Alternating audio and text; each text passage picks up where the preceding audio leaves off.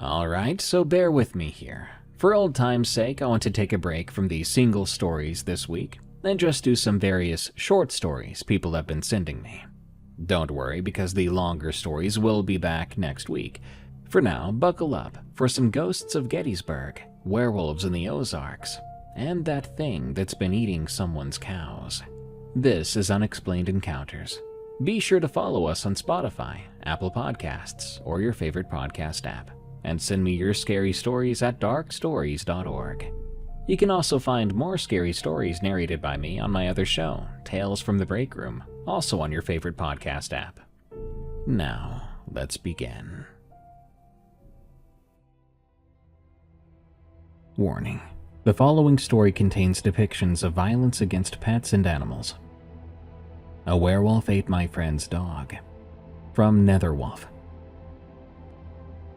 I'm submitting this for a close friend who wants to remain anonymous. That being said, I've known him for a long time, and he's not the attention-seeking sort. He wrote this story down and asked me to submit it to the show. These are his words. My story takes place where I've hunted all my life. I won't give away the exact location, because it's on private property, and I doubt the actual owner, who I've known since I was a kid, would appreciate that. What I will tell you is that it is a heavily forested stretch of about 200 acres in the foothills of the Ozarks. Near the northern edge of the property, the forest gives way to a large glade, where whitetails often forage in the early mornings of the fall hunting season. That day I made my way down the gravel roads to the pull-off closest to the glade. Beside me, Brutus sat on the passenger seat, his huge blocky head lying lazily on the center console. Brutus was easily the best dog I ever had. I still don't know what breed he was. I found him at a rescue shelter a few weeks after I was discharged from the Marines. I knew the moment I saw him he was exactly what I needed to readjust to civilian life. I also knew from the size of his paws that he was going to be enormous, which was fine by me. I've never been too keen on little yappy dogs. I needed a man's dog, the kind who would be my ride or die, the kind who had my same warrior spirit. We bonded almost immediately. I wasn't wrong about Brutus being enormous either. By the time he was a year old, he stood nearly 3 feet at the shoulder, weighing almost 200 pounds. My best guess? He was either a Rottweiler or Mastiff of some kind, crossed with a Great Dane. His massive head almost more resembled a bear than a dog, and every inch of him was solid, lean muscle. His coat was short and dense, but his color was brindle, rather than the iconic black and brown of a Rottie. When we got to the pull-off, I retrieved my rifle from the cab of the truck, slinging it over my back. It was a Sig Sauer M400, which my brother had given me for Christmas the year before. I had taken it to the range a few times, enough to know how it behaved, but I hadn't had the opportunity to hunt with it yet. Honestly, apart from the selector switch, it wasn't that different from the M271 used overseas. I had 2 sights mounted on the rifle. A red dot sat on a 45-degree offset for close work. For longer shots, I ran a top-mounted mid-range optic with a night vision option. It wasn't highly magnified, but from where I planned to set up, it would do the job. I also brought my sidearm, a 9mm Glock 19. Obviously, I didn't plan to shoot a deer with it, but in Arkansas, concealed carry is easy, and I never go anywhere without it. The smell out there brought me back to my childhood. You know the smell if you spend any time outdoors? That earthy, slightly damp smell of earth and fallen leaves, and the faint, sweet scent of pine sap. That, combined with the smell of gasoline exhaust from the four-wheeler I'd brought on a trailer, was more appealing to me than any perfume or cologne. I prefer to hunt in the early morning, but that was a Sunday, and to me, worship is more important. By the time I got to my stand, it was about 90 minutes before sundown. It only gave me about an hour for deer, but I intended to be there well into the night. The same glade we have baited for deer is also frequented by coyotes in search of bedded down fawns, and coyotes are not something you want in an area you want to hunt deer in. In Arkansas, coyotes are considered a nuisance species, which means anyone with a license can get a permit to hunt them year-round with no bag limit. I dismounted the four-wheeler and unlocked the ladder guard. Brutus jumped down too, circling the tree looking for a place to leave his mark. He was such a good dog. The moment I called him and told him to stay, he laid himself at the base of the tree, his big ol' head over one paw, content to just be with me. The reason the stand had a ladder guard was because this particular stand was permanent. It was set on an ancient oak, the kind with big, gnarly roots shooting out in all directions, and so big around that 5 men could not wrap their arms around it at the base. It towered up over the smaller trees to give a perfect view of the glade. That ladder had been permanently secured to the massive trunk and climbed up about 40 feet to the stand that was fixed in the fork of the trunk and a branch twice as thick as my torso. The ladder guard was to make sure that, on the off chance someone else found our little honey hole, they wouldn't have access to the best vantage point. There wasn't even a whisper of a breeze, and as I sat there in the quiet, I was tempted to just close my eyes and sleep. If you're a hunter, you know, there's nothing more peaceful than sitting in a stand, listening to the orchestra of the forest, with no one else around to disturb you. I kept a watchful eye on the glade, scanning with my binoculars for any movement. Most of the time in the evening, deer are more cautious and will often wait just at the edge of a glade before eventually and slowly making their way in to graze. I didn't see anything for a while, apart from the random squirrel and one particularly fat raccoon. But then I noticed high above the glade, 2 vultures circling as they often do over a kill. Before long, they swooped down and landed, feeding on what I could only assume was a carcass of some kind, which I could not see through the tall grass. I watched as the moon, which was nearly full, began to illuminate the otherwise pitch darkness. Before long, a thick, hazy fog began to gather over the ground. For several hours, everything was peaceful and still. Then I heard it. The hills erupted with the yowls and yips of coyotes. It echoed through the trees, and I thought it was likely only a few of them. To the untrained ear, it can sound like a lot more than that. I scanned the tree line beyond the glade, sure that at any moment, one of those murderous canines would come trotting out, following the scent of whatever carrion the vultures had left behind. The yipping faded away, and for a moment, the night was silent once again, until another sound came riding on the still air. This time, though, it was not the high-pitched communicatory calls of coyotes. It was a desperate yelping. It was the sound a canine makes when it is panicked or in pain.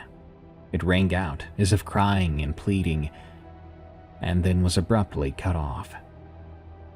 Every hair on my body began to stand on end from the top of my head all the way down to my feet.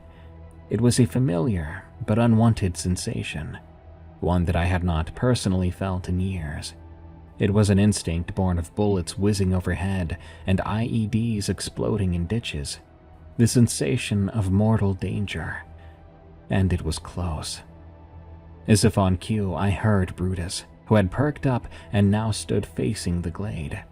His deep rumbling growl told me he felt it too.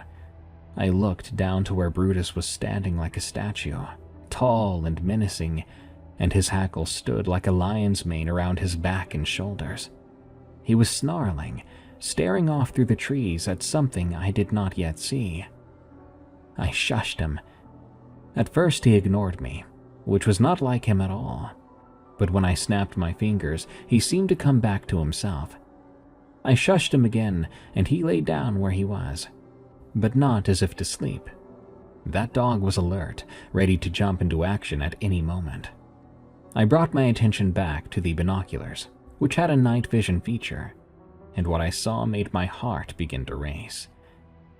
This was no coyote loping out into the glade.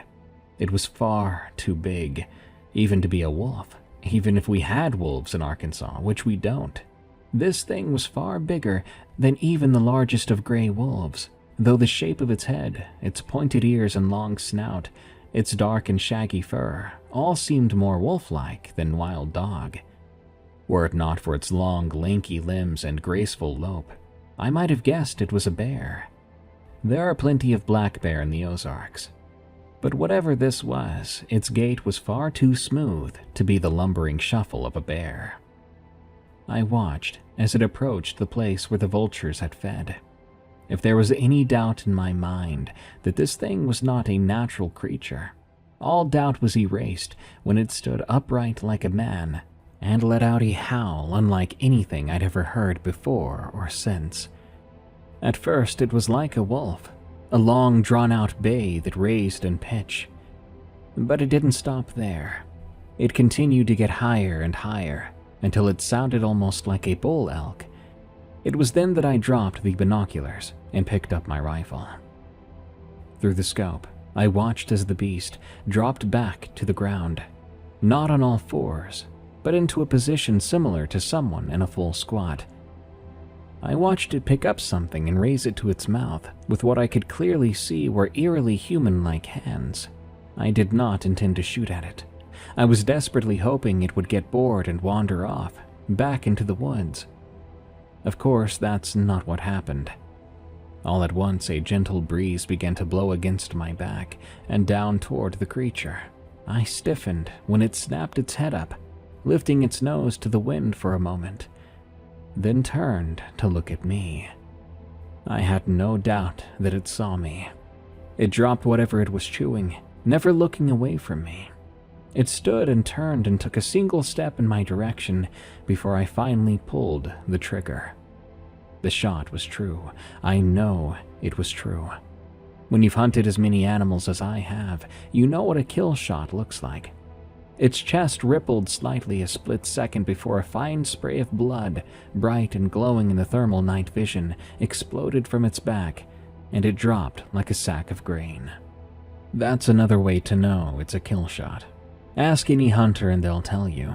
There's no greater relief than when the animal they shoot immediately drops where it was standing, because it means they won't have to chase it down.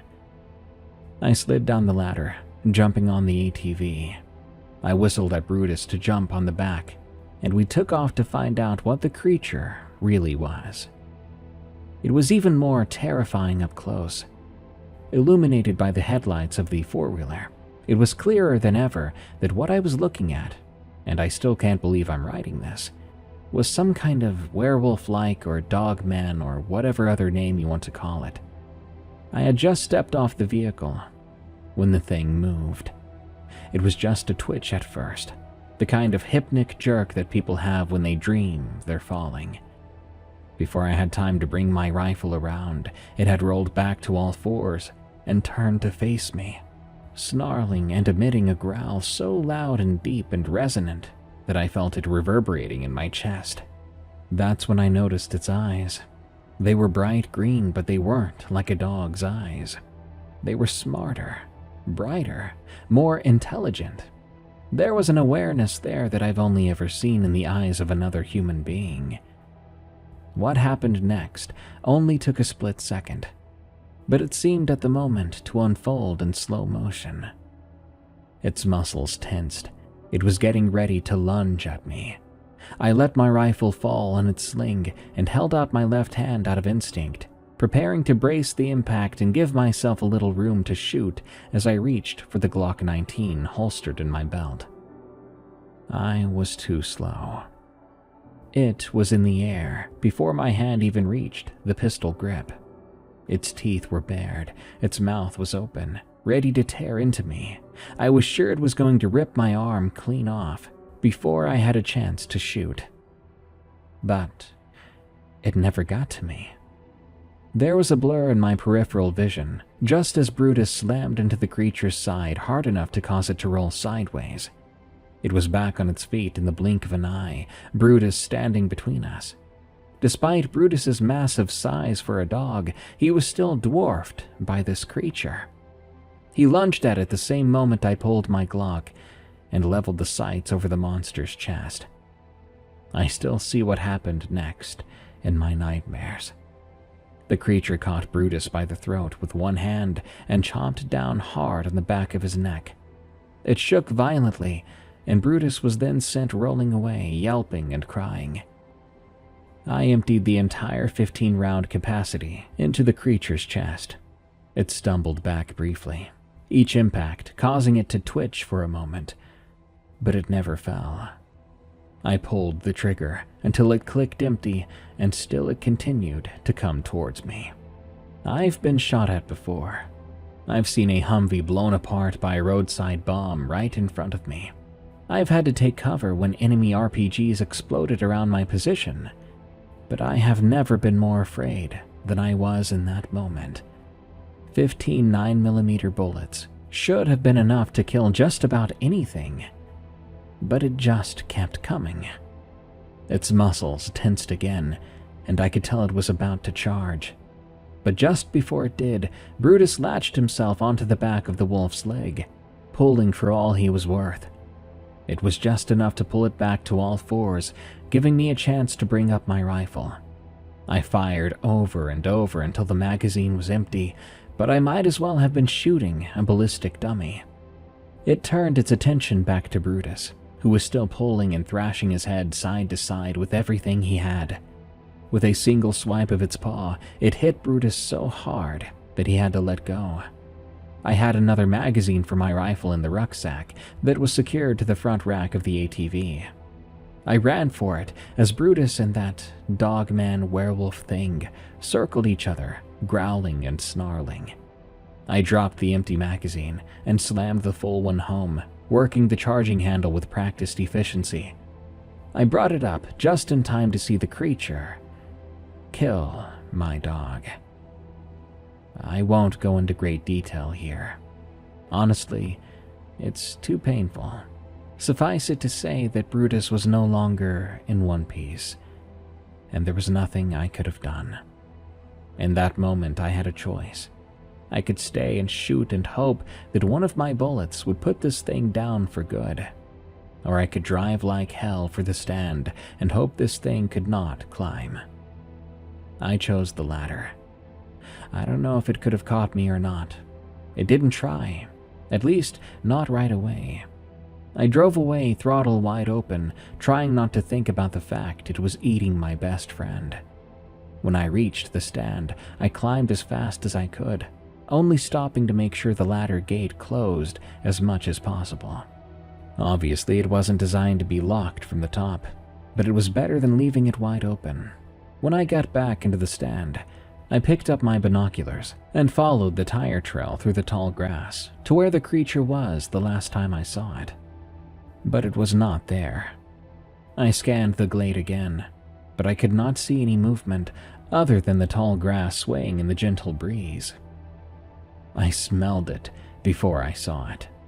That coppery metallic scent of blood registered in my nose only moments before the growling registered in my ears. I stood trying not to panic and scanned the base of the tree, or at least the side of it that I could see. The tree was so large and the stand was positioned in such a way I could only see a small section of it. It wasn't long before I saw the wolf-like creature again.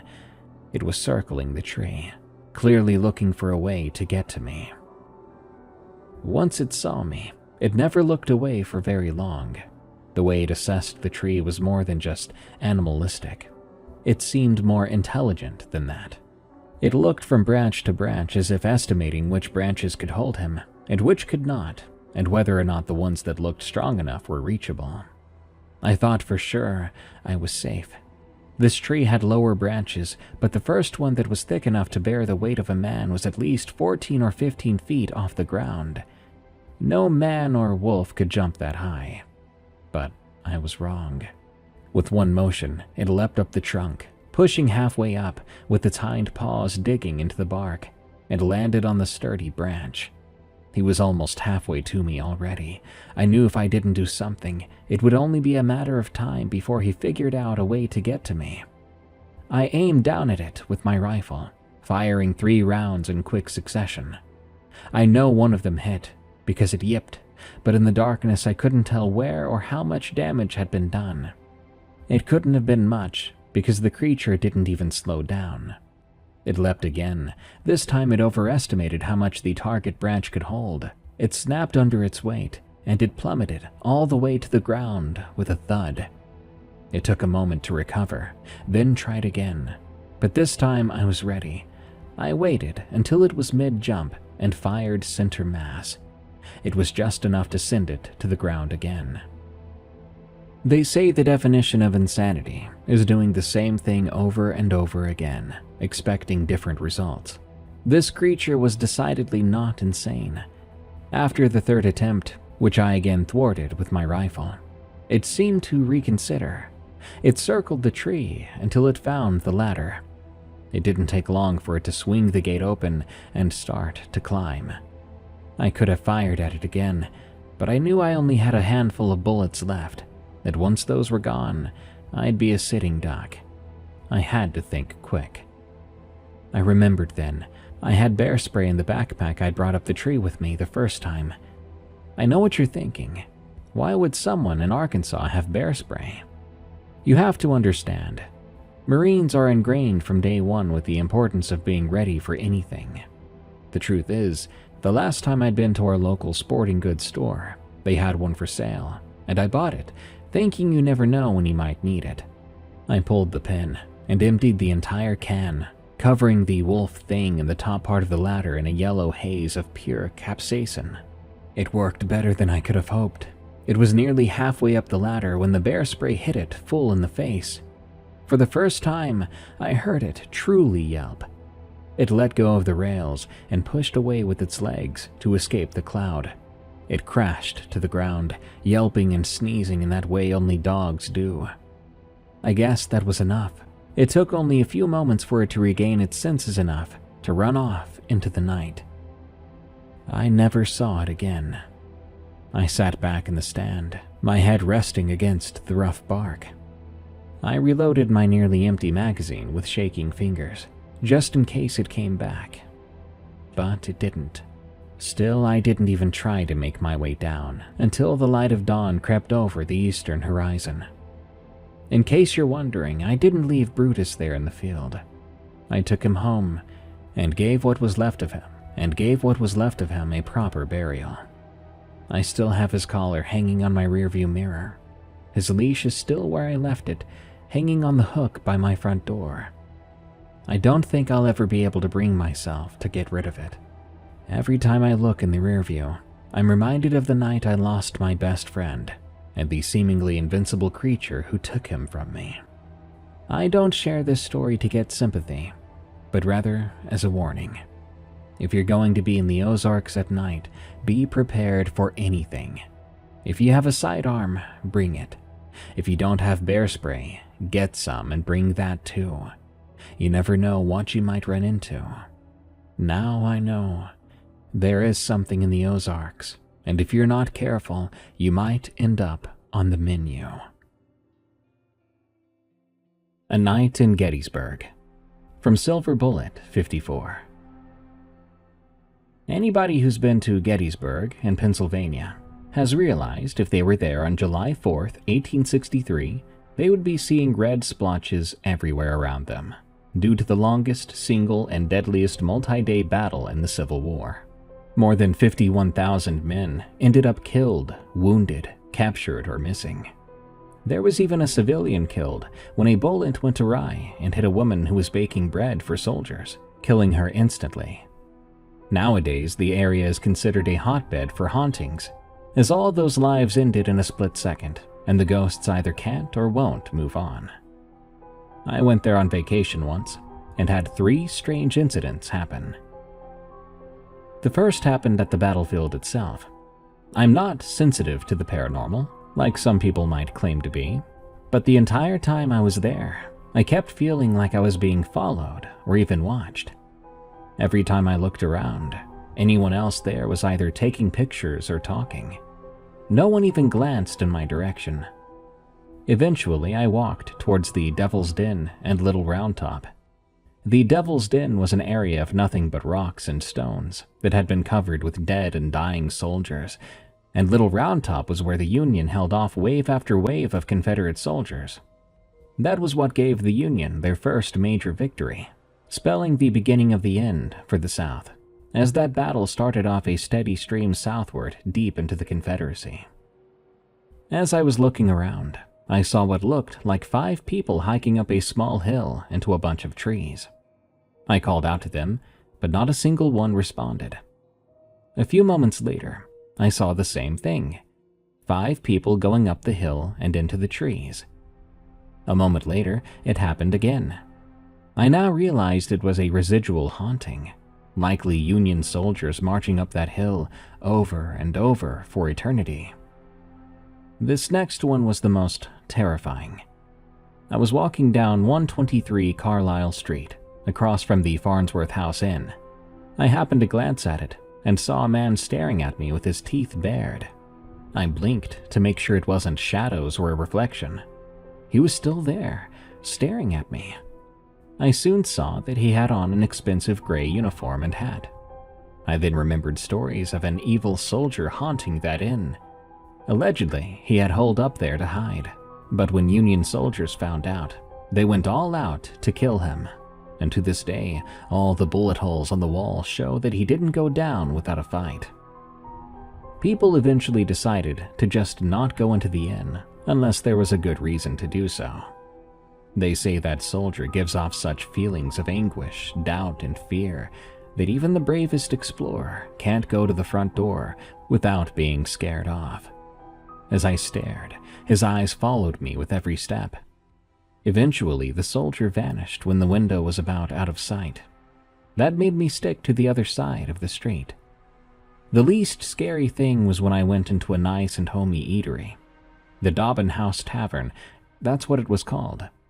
The building was rumored to be haunted by the kind and friendly ghost of Reverend Andrew Dobbin, the original builder of the place. People say they can feel him sitting at their table as they eat, and one woman even claimed to hear him suggest the gingerbread. Can't confirm or deny, as I wasn't there at the time. As I sat, I did feel a few cold drafts, even though it was May, only around 5 p.m., and the temperature outside that day was close to 80. I also noticed that the candle was flickering a bit without any wind at all, which can happen with ghosts, according to what I've heard. After I'd eaten, I got up to leave and bumped into, well, nothing. I asked out loud for the wall to move and heard a small chuckle as I walked out. So is Gettysburg haunted? I give that question a resounding yes. I simply can't explain away what happened at the battlefield, Farnsworth Inn too, or the tavern. I do plan to go to Gettysburg again. Who knows what will happen next? I at least hope it's really interesting. Some quick notes about the following story. First, be warned, it contains depictions of violence against pets and animals. Second, this is a good example of a fun story that is a terrible fit for unexplained encounters. For me, anyway, this goes beyond the realm of believability.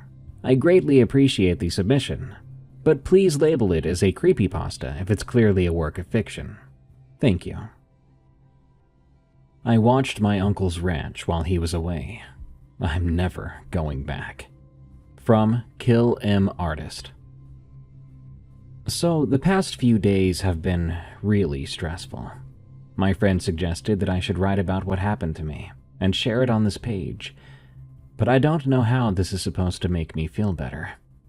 I guess in a way it could be a warning to others, but I highly doubt anyone would believe this anyway. It all started when I got a call from my Uncle Shag last week. His real name was Chuck, but I've always called him Shag, on account of his shaggy beard ever since I was little. That's not important, though. Anyway, his appendix had burst, and he had to go in for surgery to get it removed. He asked me if I could house sit for him, get some work done around his ranch while he was in the hospital. Stuff like feed his livestock, fix the fences, simple things that he would normally do himself. I told him I could, and asked if I could bring my dog Bear, since I had just adopted him, and I didn't have anyone to look after him while I was gone. He said I could, as long as he didn't bother the animals. Now, I had not been to my uncle's ranch in a few years. It was in a desert area in Utah, but I still knew how to get there, so I made sure to pack whatever I would need for a few days there, some movies since there was no Wi-Fi at the ranch, and a couple of snacks for me and dog food for Bear. It was going to be a 2-hour ride, and I had not yet eaten lunch, so I stopped by a fast food drive-thru, ordering myself a veggie patty, diet soda, and a small patty for Bear to eat. On the drive to the ranch, I noticed deer carcasses on the side of the road. At the time, I didn't give it a second thought. I supposed it wasn't too strange to find dead deer out here, but that many at once? I should have known better. A few minutes later, I would drive up to my uncle's ranch. I parked near the house that was farthest from the cattle, so they didn't get spooked and run away. As soon as I opened the door to let Bear out, he sprinted right to the cows. He barked and ran around a few of the cows wanting to play, but some walked away and others just ignored him. After about 2 minutes of trying to make new friends, Bear gave up and went to do his business, marking his territory. I smiled at Bear. I had a feeling he was going to have fun here. I turned my head to see a cow staring at me. The thing was thin. I mean, I could tell it had some meat on its bones, but also that it was becoming emaciated. I looked down to see that it must have been looking at the burger. I was holding it in my hand at the moment. "Whoa, it's a veggie patty, buddy. I'm on your side," I said, jokingly, as I raised it and pointed at it. Suddenly, I heard Bear yelp. I dropped my burger and ran towards him to see what was wrong. He had stepped on a broken piece of cactus. I quickly pulled out the thorns from his paw while he growled each time, but afterwards I was rewarded with licks to my face. I spent the rest of the day doing chores and working around the ranch. I won't bore you with the details of the work, but there was one peculiar thing that happened throughout the day. Bear kept growling at the anemic cow from a distance. He just wouldn't go near the thing. He would even grab my pant legs if I was heading in its direction. It was definitely strange, but I thought the cow was sick, and Bear didn't want either of us to catch whatever it had. Animals are funny like that. They can sense what humans can't. That should have tipped me off that something was wrong. By the time I got dinner ready for Bear and me, the sun was already setting. My uncle left me a note telling me that his neighbor went grocery shopping before I came and left their number in case I needed them.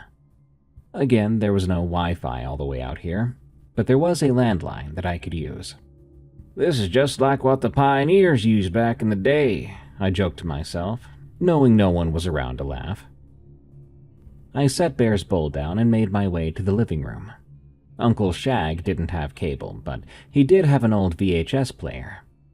As I set my food down on the living room table, I searched for something to watch. I ended up choosing Mel Brooks' Young Frankenstein. When that was finished, I rewound the tape and chose Monty Python and the Holy Grail to watch next. I ended up falling asleep during the movie. I looked at the clock. 12:09, past midnight. I hadn't finished my dinner yet, but decided to just have the leftovers tomorrow. I got up and headed towards the guest room with Bear following me. I changed into a pair of boxers and got into bed. I fell right back to sleep as soon as I got in that bed. I could feel the weight of Bear as he jumped on the bed and lay his body on my legs, using my stomach as a pillow. The last thing I remembered before I gave myself up to the sweet relaxation of sleep was petting Bear's head. I was awakened with the sound of a high-pitched yelp. I quickly got up, and in the process I woke up Bear. No, that's not right. It was more like he was awakened by the same sound.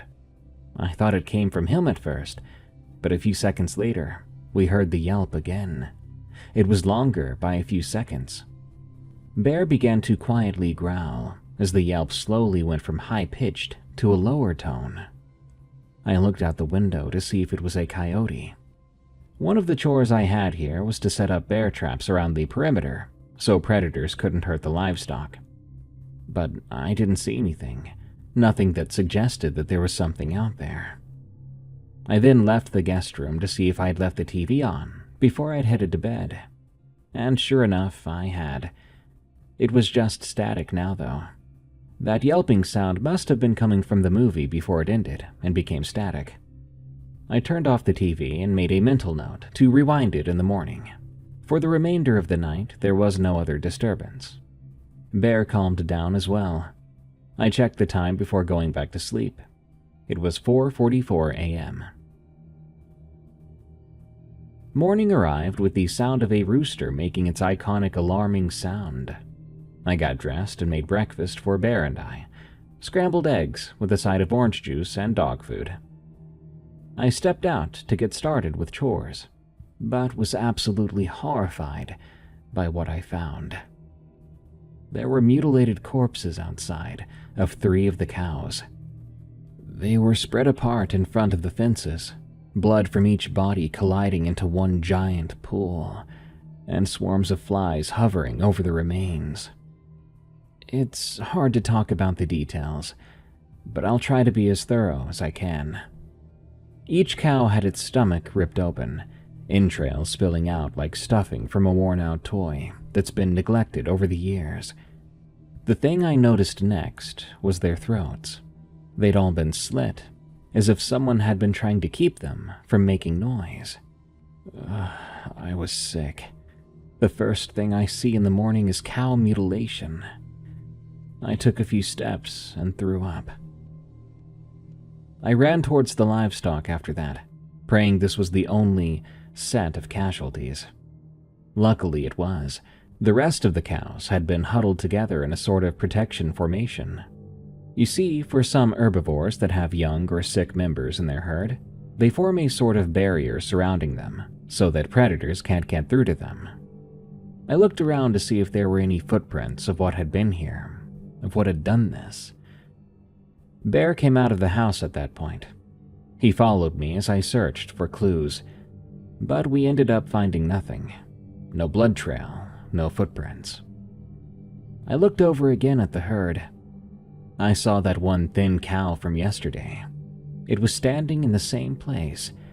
If it hadn't been moving its tail every few seconds, I would have thought it was a cardboard cutout. The only difference from yesterday was that its entire snout was missing.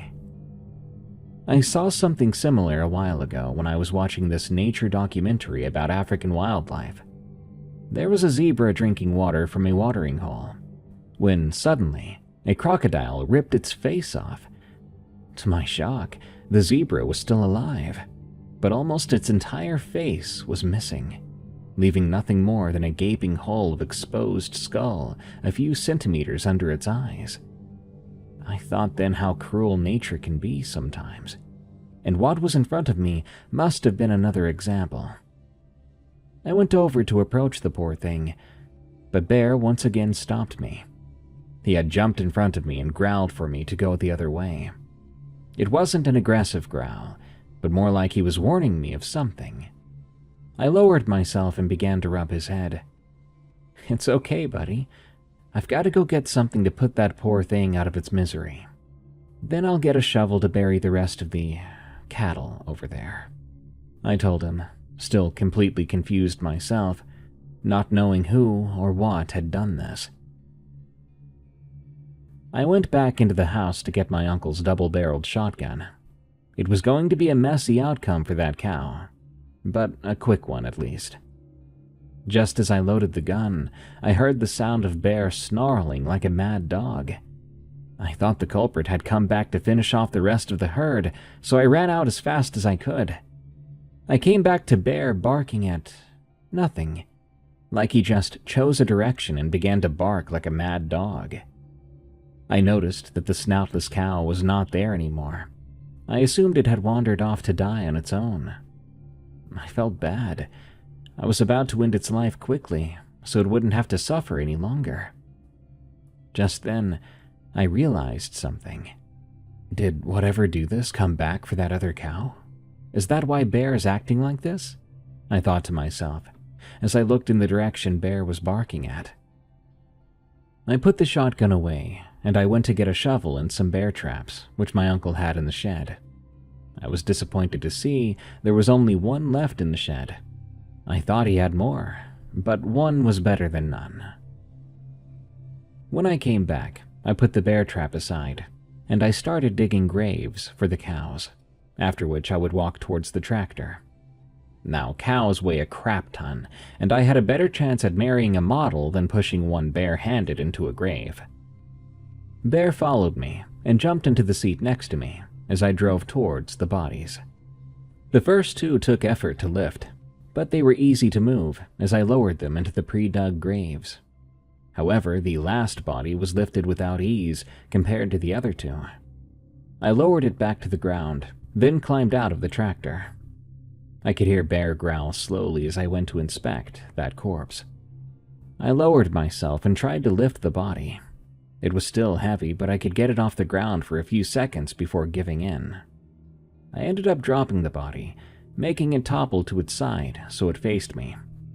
I was shocked when I saw it had no snout. I was sure that, of the attack, only the surviving cow had a snout missing, but that one was nowhere to be seen. Upon further inspection, there was a very large slit down the cow's body. I brushed my fingers against it and saw that the slit opened like a purse. I gagged as I saw that there were no organs inside the corpse, only bone and muscle. My first thoughts weren't, why did it have no organs, or what did this? The thing I wanted to know the most was, if this corpse was the snoutless cow, where did the other body go, and why was this one so heavy? I got a sudden chill and stood up to check my surroundings. The atmosphere felt off. Just then, I flinched as I felt a drop of rain fall on my forehead, followed by a few more as the sky began to grow dark and shower the land. I finished burying the last corpse. Then I took Bear inside with me. Whatever work I had for that day could wait till tomorrow. A few hours went by, but the rain did not let up. It was even starting to thunder, which I didn't mind as much. But Bear whined and hid in a corner. His personality compared to earlier was like someone had flipped a light switch in his brain. I fed both of us and was about to find a movie to watch when the power went out. The only source of light I had at the moment was my phone. However, my uncle is prepared for times like this. I took a few candles from his closet and lit a few around the house. After lighting a third candle, I looked at the rain through a window. I couldn't see much but darkness and the occasional flash of lightning. I heard Bear whimper more, and I rubbed his back, letting him know that I'm here before I put a blanket around him. After dinner, I put my plate in the sink, and I thought of going to bed early, since there was nothing else for me to do. As I undressed, I looked through the bedroom window. A flash of lightning showed there was a figure near the cow's fence. I did a double take, but I couldn't see anything for a few seconds, not until the next flash of lightning struck. When it did, the figure was already inside the fence, and that flash caught the moment that it raised its arm and slit a cow's throat. That's the cow killer, I thought, as I ran out of the house. A dumb idea to do during a storm, I know, but if I didn't catch this guy now, then I didn't know when I would. I grabbed the double-barreled shotgun and made my way to where I last saw the figure. The only thing I found was a pool of blood, with a trail leading away from the fence. The herd of cows within the fence mooed in fear as the adults surrounded the young. I followed the trail for a few minutes before I stopped. I heard some sort of noise like something wet and meaty being torn apart. I tried to listen to where the noise was coming from, but as the sound of thunder roared, it stopped. I held my breath. Suddenly, a flash of lightning struck and revealed the figure 20 meters away from us. It was hunched over one of the cows, eating it while it was still alive.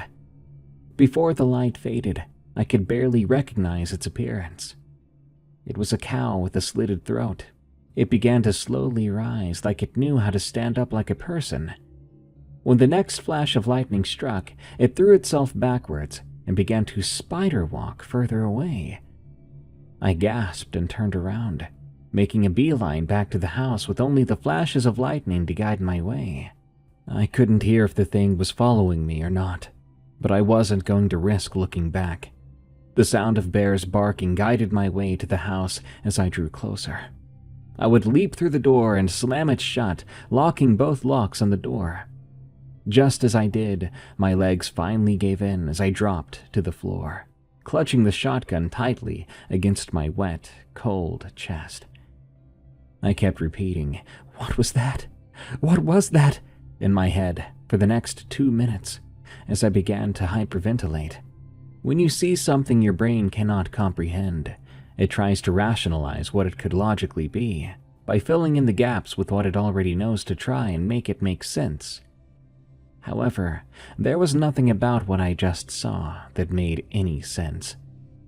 Bear's barking was replaced with a low growl as he headed towards me. He watched the door as I slowly calmed down. "It's okay, Bear. It's okay," I said to calm him down. But really, I was just trying to reassure myself. I noticed Bear was slowly moving his head towards the window from the door. Then he got up and began walking along the wall like he was prowling side by side with whatever was outside.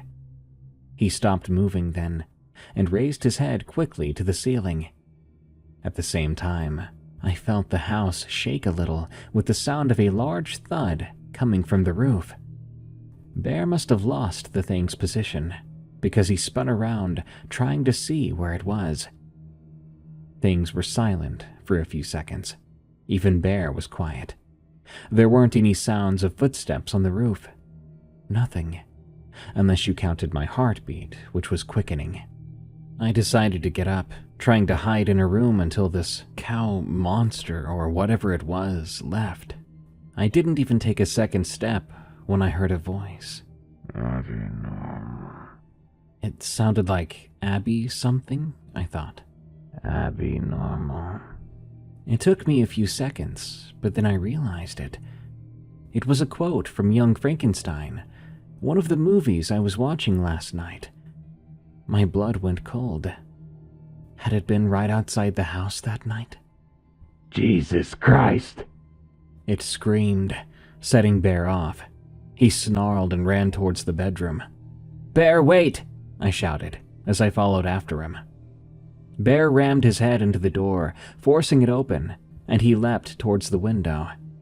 I stopped when I saw that the window was open, and a mixture of what looked like hooved fingers reached inside the house. Bright yellow lights appeared in the darkness outside. The eyes of that thing. Bear leapt at the creature, forcing it to retreat as he went out the window with it and chased after it. "Bear, come back!" I shouted as I stuck my head out the window.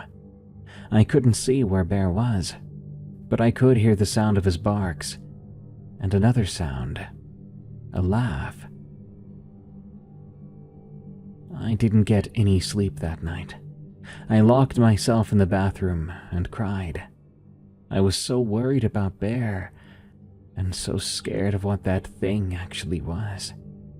I prayed to God that Bear was okay and that he managed to drive off that thing. Morning came when the sound of a rooster crowed.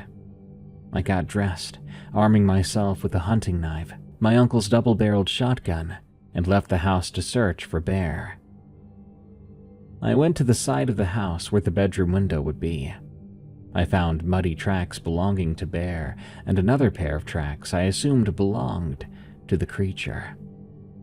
I followed these tracks for a good 5 miles, occasionally finding drops of blood mixed with mud, making me more concerned that I might not find Bear alive.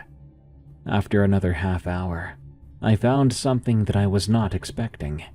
A pile of organs covered in mud and blood. The smell made me gag and tear up, and I was paranoid that they belonged to Bear. I then turned my head to see that there were more tracks. There's still hope, I thought. I followed the tracks for another 15 minutes, finding my way to the cow thing's corpse. I pulled out the hunting knife and stabbed it right in the head.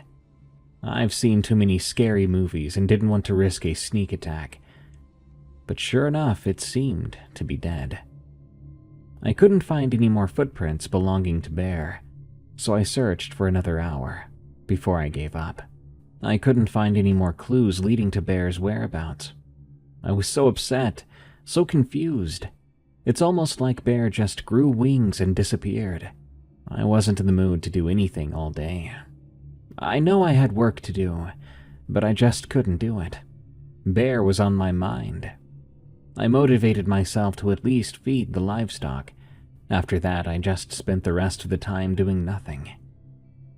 When dinner time came, I didn't eat. I made food for Bear just in case the smell attracted him back. As I opened the door, and I practically fell back and dropped the food, right in front of the house was Bear, sitting and staring at me. "Bear!" I shouted as I ran over to hug him. He felt off when I hugged him, though. It felt like I was hugging a bag of dried-up leaves. I pulled away and looked at him. Even his face seemed off. His pupils were so dilated that it almost looked like he had no irises at all. He wasn't panting, and now that I think of it, I don't think he was even breathing. "Bear," I said, "dinner's ready. You want to come eat?" As I walked inside, I kept the door open for Bear so he could get in. But he continued to sit there, staring at me, not making any movements at all. "What's wrong, Bear? Aren't you coming in?" I asked. Bear stayed where he was for another minute before coming inside at last. I picked up the food I'd dropped as he made his way towards the bedroom, and I soon followed after. When I entered the bedroom, Bear was sitting in front of the open window where he'd leapt out the night before. I closed it after putting his food bowl in front of him, and I went to make myself dinner. The rest of the night was uneventful. After eating, I went to bed early, but I woke up at 1:25 a.m. I had this feeling like I was being watched. I looked around but didn't see anyone there. The door was open, and I assumed that Bear went to sleep somewhere else. I shut my eyes and lowered myself back into bed so I could get comfy once more. My head hit the pillow, but then I opened my eyes by chance. I screamed. There was Bear on the ceiling. He was positioned like a spider waiting for its prey to get trapped in its web. I could see that his throat had been slit, the same way the cows had their throats slit. I realized then Bear did not kill the cow thing. It had killed him. And whatever had truly controlled that thing now controlled Bear. The bear thing must have seen the look of horror on my face, because it smiled in a way a dog could never smile. Too human. Suddenly, a pair of hands exited Bear's slitted throat as he leapt down from the ceiling. They tried to grab at my throat as Bear's mouth opened wide enough to bite my head. I took my pillow and smacked him with it, knocking him to the side of the bed as I ran out of the room. It wasn't long before Bear regained his footing and crawled along the walls to chase after me. The bear thing began to whine like it was hurt, but there's no way that pillow could have done damage. I tripped on a stack of movies and slammed my face into the wall. The bear thing jumped onto me, grabbing hold of my neck. Its mouth opened wider as the whine grew louder and more painful. I realized it wasn't forming the sound from its mouth. It sounded like it was playing a recording of it gutting Bear alive. It was making me listen to Bear's final moments on repeat. "What are you?" I shouted as I tried to loosen the hand's grip on my neck. The bear thing's mouth had shut around my head, digging its teeth into my head and chin. I was engulfed in the darkness of its mouth. Suddenly, I saw the same bright yellow lights from last night. The eyes were coming from inside the bear thing's mouth. They watched me as I struggled to free myself. I started to cry. I couldn't do anything else. The whining kept going, and it set me off. I rammed my head deeper into the bear thing's mouth, its teeth dragging against my skull, but it had also loosened its grip around my neck. I slammed my uncle's recliner on top of the monster, which gave me time to grab my car keys and run to my car. I had no time to grab my other things or anything to defend myself with. I slammed the car door shut and locked it before starting the car. I was able to get away, despite a bruised throat and a few scratches. I looked in the rearview mirror to see something other than the bear thing. What I saw was an old naked woman. Her body was covered in a pattern of blood that looked like it was ritualistic. She was also wearing what looked to be a wolfskin over her body, covering her head, back, and arms. My stomach turned as I realized the wolfskin thing she was wearing was not wolf at all. It was bear. She had skinned him and wore him like one of those Laplander animal hats. I was on the verge of a panic attack as I saw the woman get on all fours and slowly move and look more perfectly like my deceased dog. She ran opposite of me then. I lost sight of her after a minute, and just as I did, all my emotions came out. The tears in my eyes blocked my view of the road. I blacked out as I hit a large rock and crashed, nearly throwing myself out of my car. I woke up in a hospital bed. Apparently, my uncle had recovered enough from his surgery and was on his way home when he saw me in my wrecked car. I was asleep for 3 days. The whole time he stayed by my side until I woke up. Of course, he had all sorts of questions he wanted to ask. I thought about my answers carefully. I thought no one would believe my experience at the ranch and about the woman that wore animal skins and became them.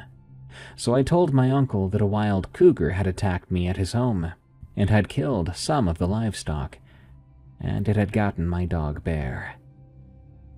My uncle was saddened from the losses, but was just thankful I was alive. I stayed in the hospital for a few more days, my uncle never leaving my side. He drove me home after I recovered, but that would be the last time I saw him alive. I sit here writing about my experiences a few days after attending Uncle Shag's funeral. His ranch, you see, had caught fire, but I think he had been visited by the woman just like I had, and he had tried to defend himself. My heart is filled with nothing but guilt and regret. I keep thinking that I should have told the truth, even if it would have sounded insane. I mean, would you believe me? I wonder, though, when the woman visited him, did she go as Bear or some other animal whose skin she was wearing? I don't have any idea. I just wish I could see Uncle Shag and Bear to tell them I'm both sorry.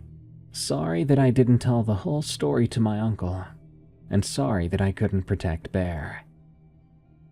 There's nothing more I can say. Just to whoever reads this, if you see a living animal with a slitted throat, run before it's too late. That was a nice change of pace.